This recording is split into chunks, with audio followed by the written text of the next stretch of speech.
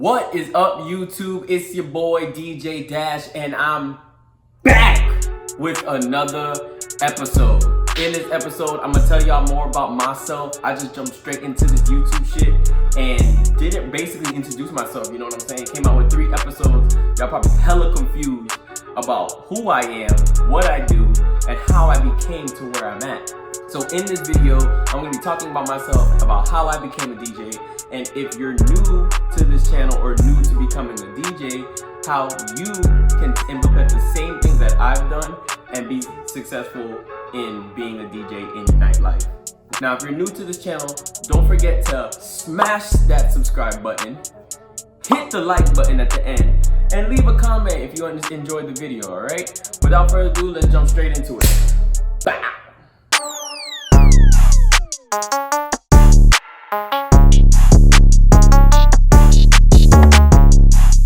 To start off, my real name is Dash. Hold up, I gotta stop right there. Did you guys really think I was gonna let you know my real name? Ha! I was born in Broward County, Florida, and I'm 22 years old. Now, as I became a DJ, I was not always really into music like that. You know, my passion was never really to be a DJ when I was younger. I started really getting into DJing when I was 14 years old, my freshman year of high school. When I was in high school, I wasn't a popular kid. You know, most people think that, oh, you're a DJ, you were known and da-da-da-da. No. If you ever watched that show, Ned's Declassified, I was Cookie from that show. Yeah, that was me. I basically discovered DJing when I went to a pool hall with my uncle and I saw him cutting it up, you know, doing his thing. I was like, yo, that's kind of cool. Let me see. And he just did it as a hobby. I was like, let me see if I could do it. So that same night, I went home and I downloaded this program called Virtual DJ. Now this is DJ tip number 1 for all my beginner DJs out there. First thing is download a software. Virtual DJ is a great beginner software that is free. You could download it straight from Virtual DJ website and you can mix directly on your laptop back and forth between songs. I downloaded it and I was mixing back and forth. I was getting the hang of it. And then I started basically, you know, practicing every day. And I went on eBay and I bought a controller about the size of a Game Boy. So about this big.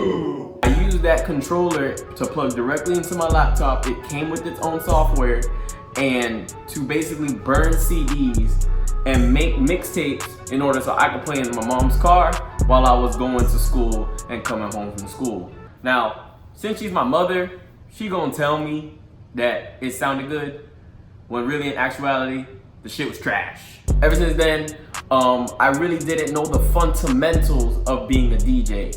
Now this becomes tip number 2. Make sure y'all write this down. Tip number 2 is understand the fundamentals of DJing. How did I learn the fundamentals of DJing? First, what are the fundamentals of DJing? So there's many fundamentals. First is beat matching, all right? Transitions, transitioning in and transitioning out, as well as song selection. Beat matching is basically matching the beat of one song to another song. It's in the name, beat matching. You get me? So it's basically, you cannot mix a song that's 120 BPM with a song that's 100 BPM. The definition of BPM is beats per minute. I learned all this stuff from going onto a wonderful app called YouTube. Another tip from my DJs out there that's beginning out is do not spend thousands and thousands and thousands of dollars taking DJ classes when you could learn right in the palm of your hands on your phone. Save that money and you could go and invest yourself into some great equipment, some speakers, you know, a great laptop, the software, as well as the controller. Unless you want to pay me and I'll give you private DJ lessons, you tell me. Really, nigga? After I got the controller, I'm still learning. I'm still YouTubing videos, you know. I'm not really playing video games like that no more as a teenager. I'm really just getting into learning how to DJ and be better at that and just practice at it. It's very frustrating. There is a learning curve. Basically, I was like, well, I need more equipment. I didn't have a job at the time. So instead of getting video games and shoes and clothes for Christmas and my birthdays, I wanted speakers, I wanted mics, I wanted mic stands. I wanted different things that's gonna elevate my DJ career and make me better as a DJ. But within a year of me learning, I gotten 2 speakers, 2 stands, a new controller, as well as a new laptop. with all that, I was set, and I'm like, all right, cool. Now let's get better with these speakers, and I'm ready to actually make money from this. My first gig was actually a paid gig, surprisingly. Most gigs you're gonna get tip number, what are we on? 4. Tip number 4. When you start actually DJing gigs outside of your bedroom, understand that you're gonna have to do a lot of stuff for free. You have to get your name out there. You know, luckily for me, my first gig was paid. However, I have done gigs for free after the fact to get my name out there with other people. My first gig, I got paid $50. Okay, and I brought my own speakers, I brought my own mic. It was a banquet for a organization from my high school at the end of the year. It wasn't until my 17th birthday where I kind of started getting a little bit more popular, a little bit known, because that was when I actually started going into nightlife. My senior year, when I was 17 years old, and I started getting my foot in the door into the nightlife at this club called Therapy on 11th Street in downtown Miami. Club Therapy is the club that is now called The Hangar, all right? So back in 2016, it was called Club Therapy, and that was the very first club that I have stepped foot in. So I got my foot in the door there through a mutual DJ, and basically we just started working and started networking. And he said, hey, come out with some girls and we could try to plug you in as a DJ. Now, this is tip number 5. Once you've learned how to actually DJ and actually be good at what you're doing, now it's time to actually get paid and start to go out into the clubs. Now, you're not gonna just walk up and put your resume down and be like, let me DJ. That's not how it works. Club promoters only care about, can you bring people to the club and what following do you have? So if you can't bring people to the club, just, I'm not gonna say give up, but you need to figure something out. Because to be a club DJ, you need to start as a promoter. Every club DJ has started as a promoter.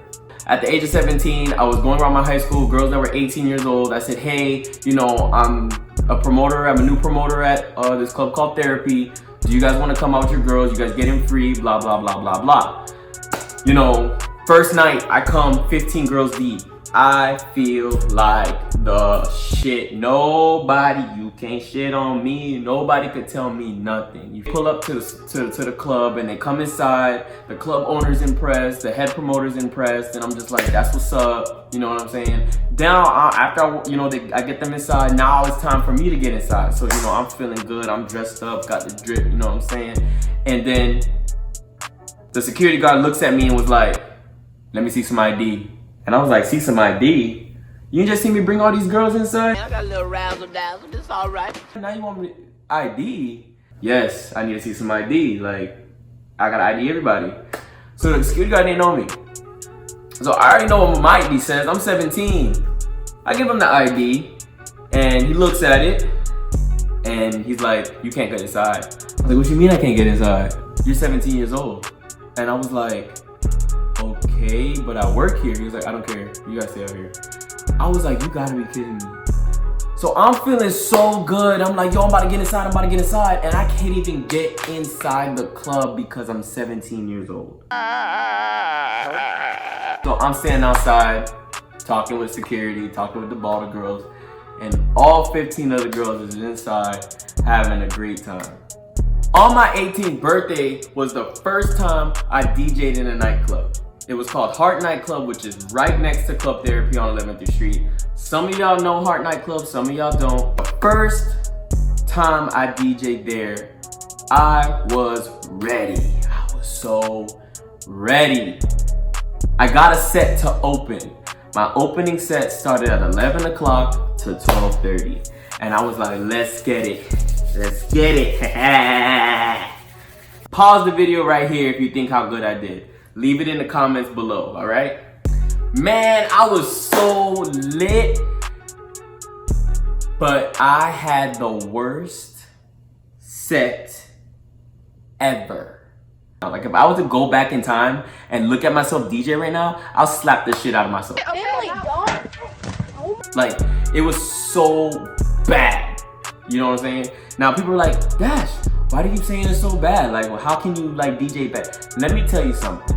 Tip number, I forget what number we on, but we're gonna say tip number 6, okay, for new DJs as a club DJ. Remember when I said before is through fundamentals of transitions, song selection, as well as beat matching.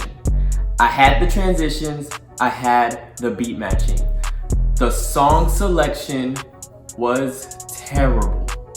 As an opening DJ, you can't just come out there playing bangers. You can't just Yeah, we finna set it off in this motherfucker. I'm finna put you bitch ass bang, bang, bang. You can't just play the newest music and the hits right off the bat. That's all I did, was play the newest songs that came out. You know, not knowing that there was this thing called DJ etiquette.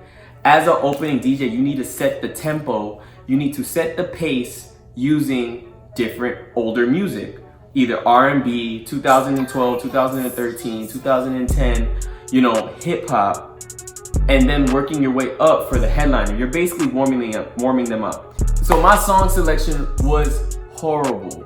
Not only was the song selection bad, there was another fundamental that I did not learn, because this is something you cannot learn in your bedroom, is mic presence. You have to have mic presence. You have to use the mic to control the crowd. This is something that you have to learn in the moment. You can't learn this in your bedroom because there's no crowd. You know, you can have a mic, but you're not gonna know the crowd's reaction to what you say unless you have a crowd.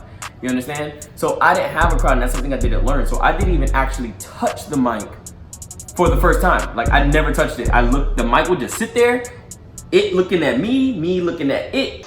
I see her, see me, see her. I didn't touch it. Not only that, but my computer froze. Now that's something out of my control. That's when the mic comes in hand, and you have to jump on that mic and make sure you say something to keep the crowd engaged in what you're doing, and to make it seem like your computer crashing was on purpose. Make it seem like the music stopped because you wanted to stop, not because something bad happened. I made it seem like the world was gonna end when my computer crashed. I looked so confused. I wanted to cry. I looked like a little bitch. I was like, yo, you really gonna cry in the motherfucking club right now? Why you crying in the club? I'm sitting there like... Can't panic under pressure. Cannot panic under pressure. Okay, that's something you gotta learn. That's something I had to learn as a club DJ. You know, just learning through the motions. I was only 18, it was 4 years ago, I was new. So, you know, I was a little embarrassed afterwards. But again, I learned going on YouTube, looking up videos. I was very determined to make my mistakes better. In 2016 was my first semester, and I was determined to get back on the promo game because I had to redeem myself from that DJ set of my 18th birthday. I had to redeem myself. The only way redeeming yourself in a club promoter's eyes is bring people to the party, bring people to the party, bring people to the party. Yeah, dude! What the fuck? I was on a new college campus. I said, bet, there's new people that I don't know. There's beautiful women. There's beautiful women. So everybody that I met, I made sure they knew who I was. I made sure I got their Instagram, I got their Twitter, I got their Snapchat, and I got their phone number. Every single female that I talked to, every single frat nigga, every single sorority girl, every club organization, you know, president, every single person, I made sure they knew who I was. And I started bringing people to heart again. 15 people, 10 people, every weekend, every Saturday. And to the point where I got plugged in as an opening DJ, a resident opening DJ at heart. And I started to learn based off the other DJs that I was hearing every week. And I met a lot of people. Now that's another tip. That's tip number 7, is that you need to network with every single person you meet. If you talk to them, if they can speak, you need to tell them you're a DJ, and you need to get their contact info.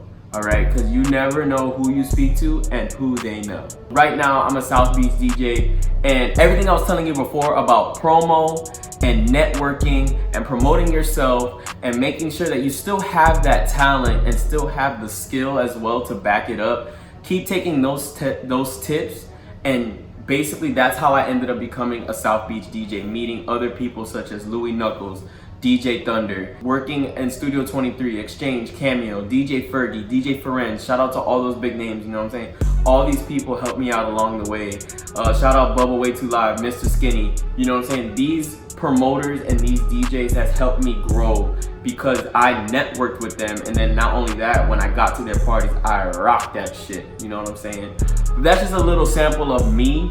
You know, there's a lot of detail that I left out. If you do want a part 2 of the rest of the story, because I stopped when I was in college and then I missed out on really the juicy stuff. I mean, I just gave y'all a little brief, overview, but like, if you like this story and you want to hear more about me becoming a DJ, leave a comment below. Make sure you share the video with your friends. Give me a thumbs up, you know what I'm saying? And if your friends don't subscribe, you know, let's get to 200 subscribers right now, all right? We're on a road to 200 subscribers. If you haven't subscribed already, hit that subscribe button and stay tuned for the next vlog. Trust me, it's gonna be a banger, all right? It's your boy DJ Dash, and we out. Yeah!